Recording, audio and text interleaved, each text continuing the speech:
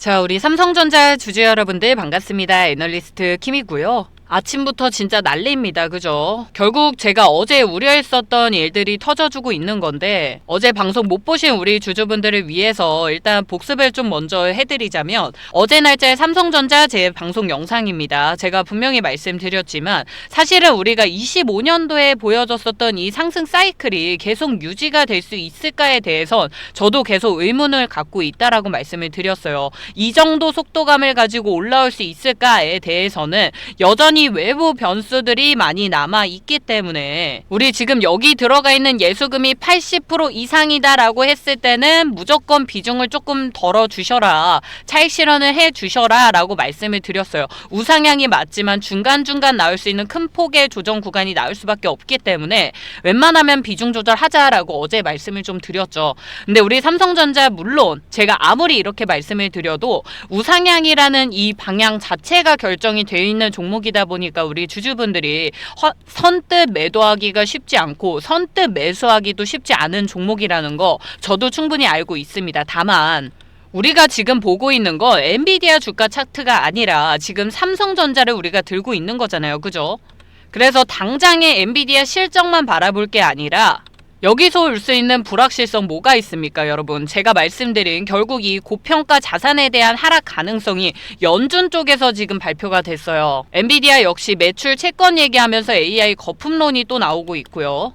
9월달 고용지표 뭐 나쁘지 않게 나오긴 했지만 어쨌든 10월 지표는 발표가 안 된다로 확정이 됐고, 그러면 우리가 고용지표가 없는 상황에서 12월 금리 인하를 결정해야 되기 때문에, 그렇다는 건 뭡니까? 12월까지 계속 불안하겠다라는 소리란 말이에요. 그래서 우리가 차익 실현을 안 해놓으면 비중이 80%까지 다 들어가 있다라고 하시는 주주분들 당연히 불안하실 수밖에 없고 뇌동매매로 또 흘러갈 수밖에 없는 자리입니다. 그래서 우리가 지금 장중에 결국 이렇게 4%대까지 조정을 받는다라고 한다면 어떻게 대응해 나가야 되는지 정확하게 다시 짚어드릴 테니까요. 오늘 영상 끝까지 놓치지 마시고 잘 따라와 주시고요. 내용 도움이 되셨다면 구독과 좋아요 한 번씩만 꼭 좀 눌러주시길 부탁드리겠습니다.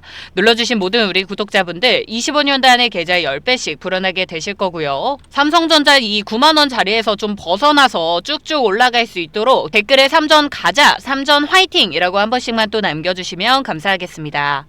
자, 우리가 장중이고 바쁘긴 하지만 그래도 왜 빠지고 있는지 정확하게 이 재료에 대해서는 일단 확인을 해야겠죠. 엔비디아 실적은 좋았습니다. 근데 이 고객사 하이퍼스케일러들의 매출 채권이 좀 증가했다라는 게 AI 거품론으로 또 이어진 거거든요. 자, 근데 저는 계속 말씀을 드리지만 AI가 거품이다 아니다라고에 대해서는, 이 부분에 대해서는 어제 결론을 내렸습니다. 저는 거품이 아니라고 생각을 해요. 왜냐면 숫자로 엔비디아가 증명을 해줬잖아요. 이제는 확실하게 반영이 됐는데도 불구하고 매출 채권을 가지고 AI 거품을 다시 얘기한다? 저는 이건 말이 안 된다라고 생각을 하는 거죠. 자, 결국 여러분 채권이라는 게 뭡니까? 채권이라는 게 제가 만약에 뭐 우리 주주분들한테 1억을 빌렸습니다. 근데 이번에 제가 7천만 갚고 이 3천은 채권으로 발행을 한 거예요. 종이 쪼가리로.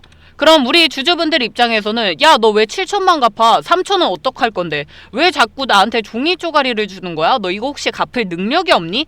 라고 이제 시장에서 이게 받아들이게 된 거예요. 이 채권을 가지고. 솔직히 여러분, 이게 논리가 이게 맞다라고 생각을 하십니까? 엔비디아가 어떤 회사예요? 이번 매출액 보세요, 여러분. 걸어다니는 얘는 이제 기업이 아니라 어느 나라의 수준입니다. 그래서 이렇게 큰 나라에서, 이렇게 큰 기업에서 이 정도의 채권 가지고 갚을 능력이 있니 없니, 그래서 그걸 거품이니 아니니 라고 말을 하는 게 저는 이해가 안 되고요. 어떤 기업이든 이 채권은 이 정도 가지고 있다라고 생각을 합니다. 그럼 왜 이 얘기를 가지고 지금 또 증시를 불안하게 만드냐? 증시가 빠지고 있으니까 이유를 갖다 붙이는 거겠죠. 근데 여기다가 추가적으로 이 연준이 말한 고평가 자산에 대한 하락 가능성, 저는 이거는 어느 정도는 인정을 합니다.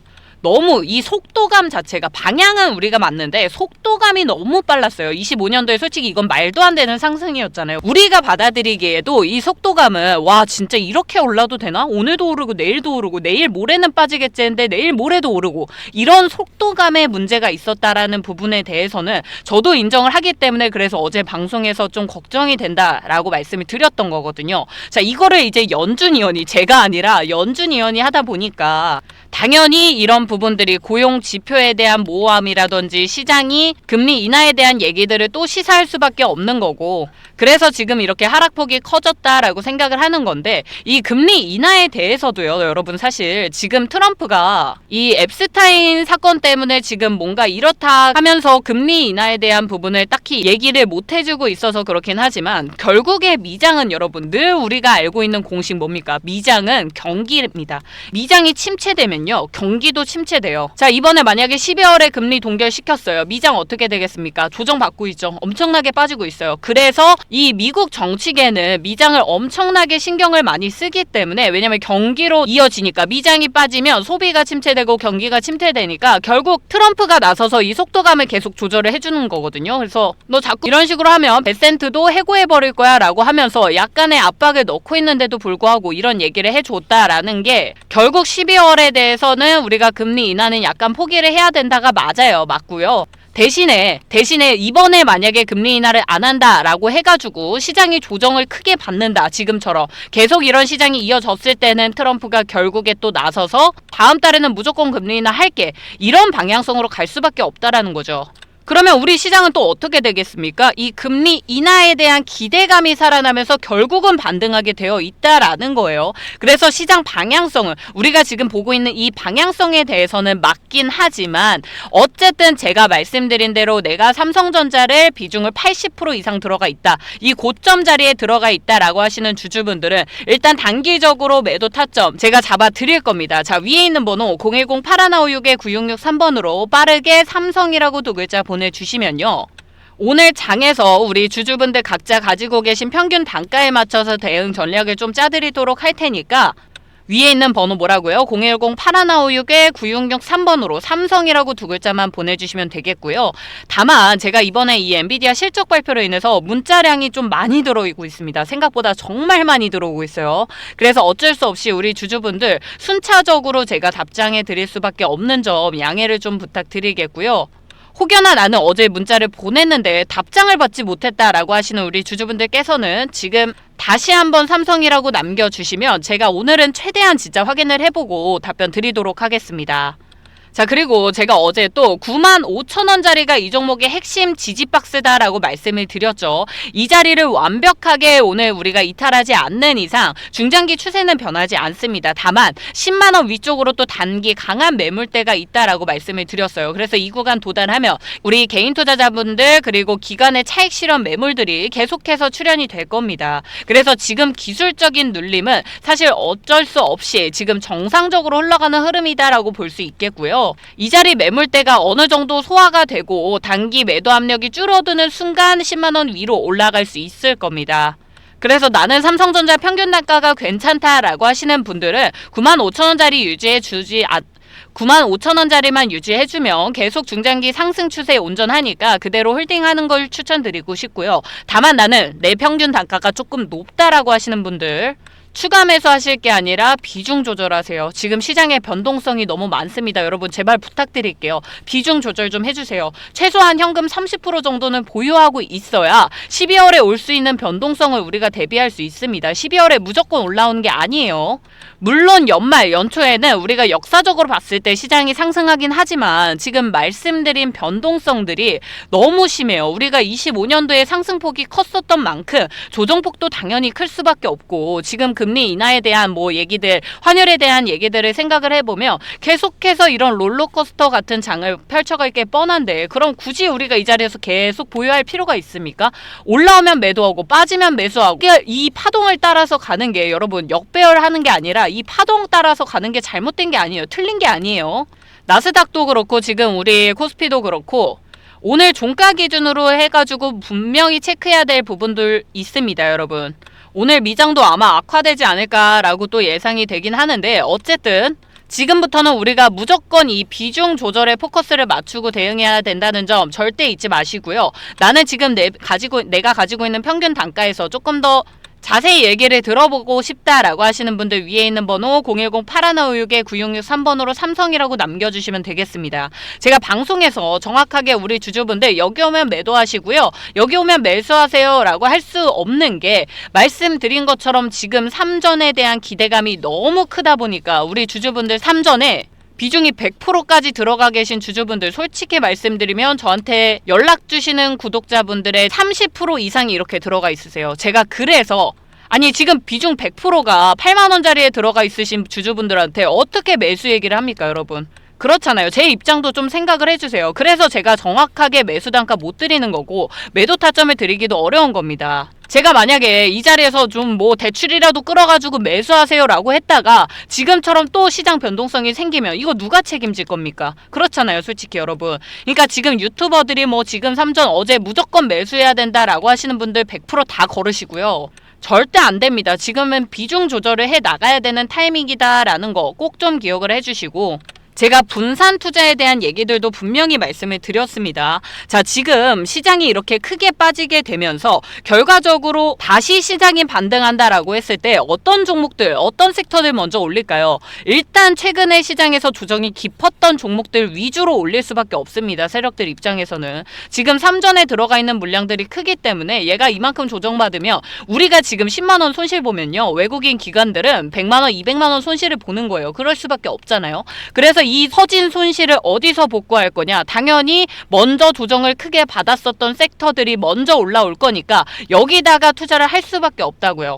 그래서 제가 지금 우리 주주분들 위해서 또 가져온 선물이 있습니다. 지금부터 집중 부탁드릴게요. 자, 사실 올해 로봇주 사이클도 그렇고 제가 항상 아쉬움을 좀 느끼는 게 뭐냐면 이 로봇 섹터들이 어쩔 수 없이 대부분 신성장 사업이다 보니까 뭐 개발비 들어가죠, 인건비 들어가죠, 공장 만들어야 되죠. 물론 매출이 가파르게 상승하고 있는 건 맞지만 아무래도 이 중소형 회사들 같은 경우에는 자체적으로 이 자금을 모두 다 견뎌내기에는 힘이 들 수밖에 없습니다. 그러면 회사 입장에서 선택하는 게 결국 뭐예요?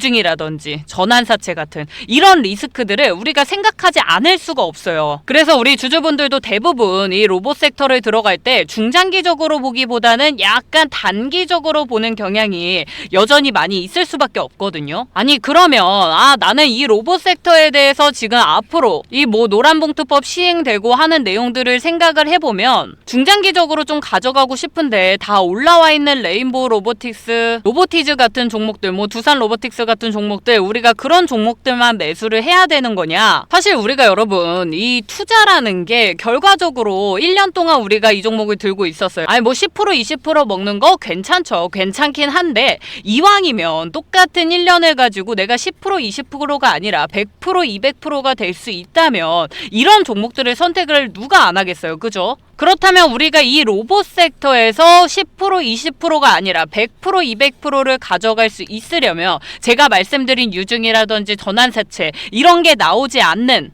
뭐 대기업을 등에 업고 있어가지고 자금 조달이 가능하다든지 아니면 진짜 독보적인 기술을 갖고 있다든지 뭐 글로벌 공급망에 들어간 회사라든지 이런 타입들의 종목들을 우리가 찾아내야겠죠. 제가 그래서 우리 주주분들 대신 이 히든주를 준비를 해온 거고요. 지금부터 3개월 안에 이 종목을 제가 왜 잡아야 되는지 하나하나 말씀을 드릴 테니까 지금부터 진짜 집중해서 따라와 주시길 부탁드리겠습니다. 결국 이번에 젠슨왕이 이번에 한국에 와서 우리가 그냥 이 GPU를 던져주고 끝나는 게 아니라 실제로 그룹 내 시스템을 연결하고 또 데이터를 모으고 그걸 또 공장에다가 적용을 해서 결국 로봇을 운영하는 이 소프트웨어라든지 백엔드를 구축하려고 하고 있거든요. 그래서 이 블랙웰 기반의 AI 팩토리를 구축하겠다. 뭐 예를 들면 자율주행차라든지 스마트 팩토리, 뭐 로보틱스 전 영역에다가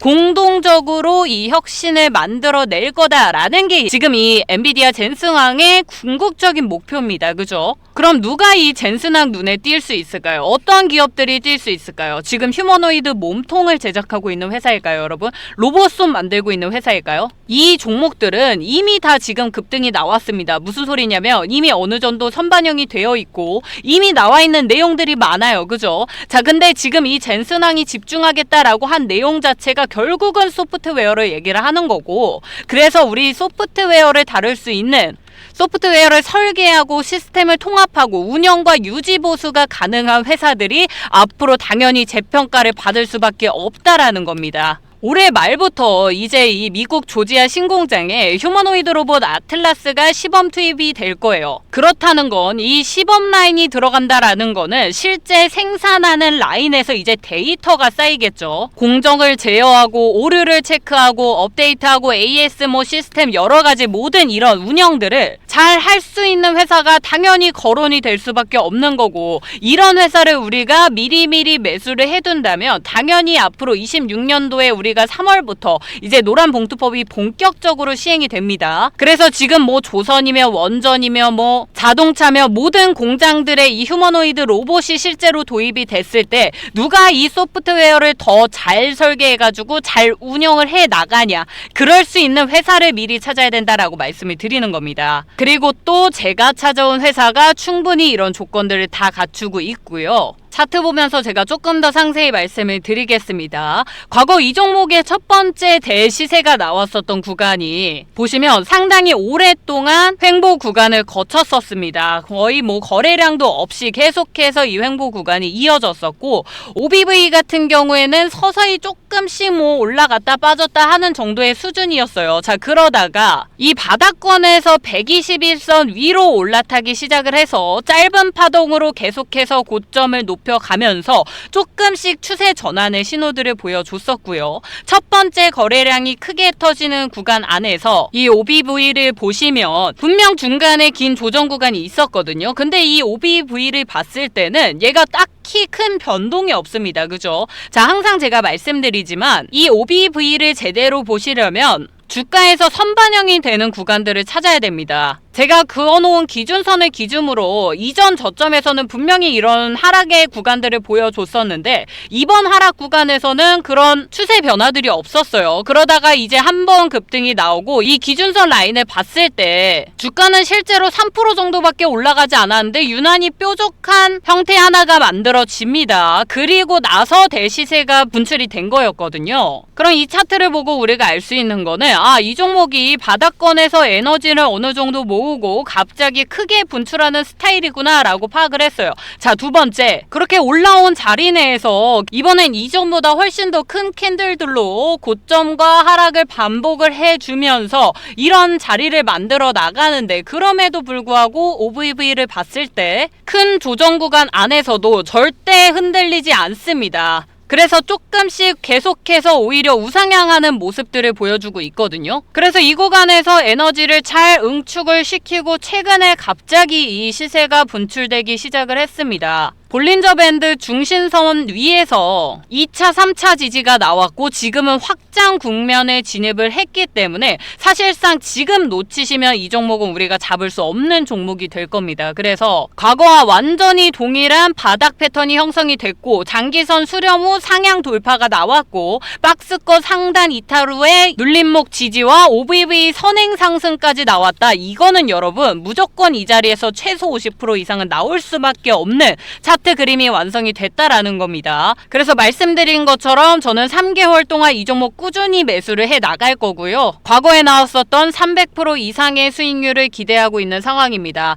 나는 이 매매 기법 그대로 적용한 실제 종목명과 이 진입 자리를 알고 싶다라고 하시는 우리 주주분들, 자, 위에 번호 띄워드렸습니다. 010-8156-9663번으로요. 히든이라고 남겨주시면 앞에서 문자 보내주셨어도 관계없습니다, 여러분. 딱 지금부터 선착순 10분에게만 제가 이 종목 같이 공유해드리고 이 매수 타점, 매도 타점까지 다 보내드리도록 할 거니까 최대한 빠르게 연락 주시길 바라겠고요. 나는 제2의 로보틱스, 레인보우 로보틱스 같은 종목들 미리 한번 매수를 해보겠다라고 하시는 우리 주주분들 주저하지 마시고 빠르게 연락 주시길 바라겠습니다. 저는 그럼 내일도 더 좋은 내용으로 또 찾아뵙도록 할 테니까 빠르게 위에 있는 번호로 문자 히든이라고 보내주시면 되겠고요. 오늘도 돈 많이 버는 하루가 되시길 바라겠습니다. 애널리스트 김이었습니다. 감사합니다.